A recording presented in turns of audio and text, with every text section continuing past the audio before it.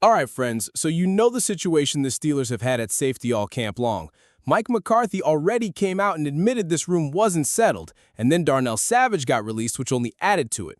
So you'd figure the next move is somebody who can actually start back there. Instead, the Steelers went out and added a guy who's basically only ever been a special teams player in this league. And honestly, once you dig into why they brought him in right now, it changes the picture for somebody else in that room. I'm going to break down exactly who they signed and what's really going on here. Hello, Steelers fans. If you're new to the channel, go ahead and hit that subscribe button. All right, so let's get into who this guy actually is, because I think once you hear his background, it explains a lot about why the Steelers made this move.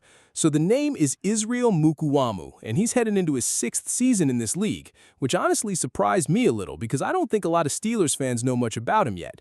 He spent his first 4 years with the Dallas Cowboys, and get this, most of those years he was playing under Mike McCarthy back when he was still in Dallas, from 2021 all the way to 2024. So there's already a relationship there, a familiarity, which I think matters more than people realize when you're bringing a guy into a new locker room in the middle of camp. Last season, he actually played for the Carolina Panthers, and before all that, he came into the league as a 6th-round pick out of South Carolina. He's a big dude, too, 6'4", 215 pounds, so he's got some serious size on him.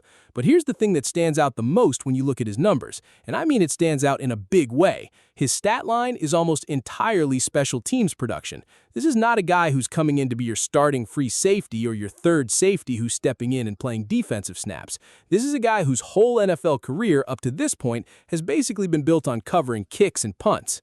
So when you put that together with what the Steelers already have going on, it tells you something pretty clear about what they were actually trying to fix. It wasn't about adding a difference maker to the actual defense. It was about shoring up the special teams unit. And honestly, I think that tells you where the real issue was sitting for them. Jalen Ramsey is still the starter at that spot, but right now he's banged up. And when he does get back, you're hoping he slides into that safety 3 role. Darnell Savage was here before this, and I'll be honest with you, I thought he looked pretty good early in camp, but something clearly changed behind the scenes, because it wasn't long before the Steelers moved on from him completely. And if I had to guess, I'd say his situation probably came down to 2 things: the injury he was dealing with, and also just the role they were asking him to play. Because if you think about it, once Jalen Ramsey is back and healthy, whoever's behind him is basically locked into being the guy who plays special teams, punt, and kick coverage. And I have a feeling that wasn't exactly the role Darnell Savage wanted to settle into. Now, Spears-Jennings is a guy who could have filled that same kind of role too, contributing on special teams while waiting for his shot. But, I mean, think about it from the Steelers side. They just went through this whole situation with Darnell Savage. So are they really going to bank on that same experiment working out a second time with a different name? Probably not. So instead, they went out and added Israel Mukuamu, a guy who's proven, who's got experience doing exactly what they need done on special teams. And that, to me, is worse news for Spears-Jennings than if they'd gone and brought in some other defensive back who could actually contribute on defense. And look, that's really what this whole thing comes down to for me. Spears-Jennings has been out there getting real, meaningful first-team reps. This isn't some situational, rotational thing either. He's been taking snaps with the ones while DeShon Elliott works his way back into the system. And from what I've seen, that recovery process is not an overnight thing. It's a slow build for him. And while that's happening, the Steelers have been testing out different names at that spot. Guys like Jack Henderson and Spears-Jennings, just to see who can handle it. And out of everybody they tried, Spears-Jennings is the one who's taken off with it. I'm not saying he's been some kind of electrifying playmaker out there, because honestly he hasn't, but that's not really a bad thing either. At no point did I watch him and think, man, this guy's a liability out there.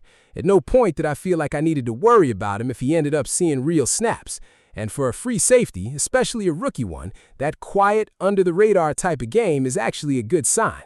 You want a guy who's doing his job so well you barely notice he's even out there. But here's where it gets tricky for him. His actual path onto this roster wasn't really about beating out Jalen Ramsey or DeShon Elliott for a starting job. It was about carving out a role as the safety who also plays special teams behind those two. Spears-Jennings was already competition for that same exact role, and now you're adding Israel Mukuamu into that mix too, a guy who's bigger than Spears-Jennings, who's 26 years old, so he's not dealing with some massive age gap either, and who genuinely specializes in the one area Spears-Jennings was counting on to make this roster. That's just not a great spot for a 7th-round rookie to be in. And I think what's important to understand here is that Mike McCarthy has been extremely open about this. He straight up said the Steelers have a gap at safety, that they don't have the pieces they want back there right now. And because of that, they're going to keep hunting for veteran options. He made that clear the moment they released Darnell Savage. He basically told everybody, look, we're going to keep going after this until we land the right veteran or veterans who can actually come in and fill this need. So maybe Spears-Jennings ends up being that guy. Or maybe the front office is genuinely comfortable with Spears-Jennings developing, and they just wanted Israel Mukuamu in here purely as a special teams piece. I don't know the answer to that yet, but what I do know is that Spears-Jennings has basically been put on notice less than 24 hours after this signing happened. And when you consider it only took 3 days for Darnell Savage to lose his spot, and he actually looks solid in his first day of camp, you start to realize just how fast this front office is willing to move when they're not satisfied. Honestly, I love seeing that kind of urgency from this organization, because that is not how this team used to operate. In years past, the Steelers would sit back, wait things out, hope a guy figures it out on his own, and then you'd get to like week 9 or 10 of the regular season, and you're scrambling, throwing out guys like Mike Williams, MVS, and Adam Thielen, and just hoping for the best. Or you're making a panic trade for someone like Kyle Duggar at the deadline, or trying to squeeze something out of Chuck Clark. Or worse, you're lining up Patrick Peterson at safety just to get through the final stretch of a season. That was the old way of doing things. But this year, Mike McCarthy came out and openly admitted the safety room needed help, and instead of waiting around, they went out and actually addressed it. And because of that, things just got a whole lot more difficult for Spears-Jennings. Because now, this isn't just about beating out guys like Jack Henderson or Sebastian Castro for a depth spot anymore. This is a real battle. A battle against a proven veteran, against Spears-Jennings, and now against Israel Mukuamu too. And I think how this plays out is going to tell us a lot. If Spears-Jennings finds a way to win this battle, then you should be genuinely excited about what this kid can become in the league. But if he doesn't, it just shows that the coaching staff wanted to see more from him than simply blending into the defense without making enough of an impact.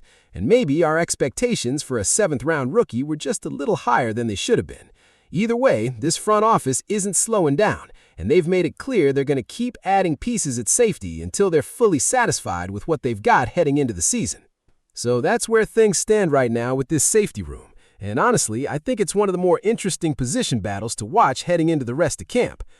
Spears-Jennings has earned every bit of the opportunity he's gotten so far, but the margin for error just got a whole lot smaller with this move. All right, that's what I've got for you on this one, guys.